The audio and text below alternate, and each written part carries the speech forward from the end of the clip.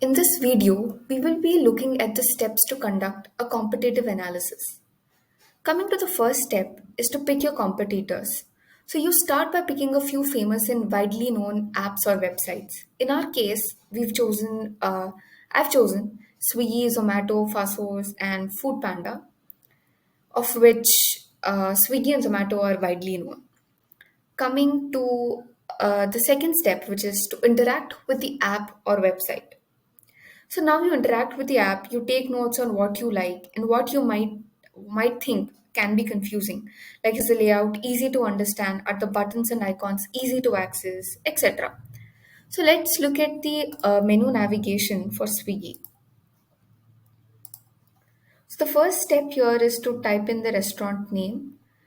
I've typed Creamstone here, and then I get a page with the topics menu, as well as I have some filters over here to choose from.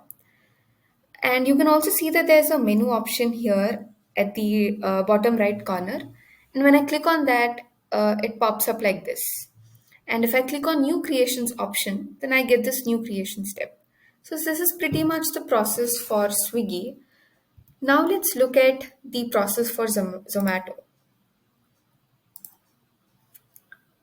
Here again, I have a search bar and I can type in the restaurant name. And the moment I type in the restaurant name, I get a recommended page. And the menu is again here at the at the bottom. And you can see the menu over here. And once I click on new creations, I get a page like this. So you observe that both Swiggy and Zomato have a very similar menu navigation process. So the third step here is to check out for power-ups. So look at the unique features that are making the ordering process or menu navigation easier. And the fourth is to look out for frustrations. So you look for things that might frustrate users like long loading time, confusing forms. So these are the things you want to fix in your design. The rest of the steps we will be looking in the next video. Thank you.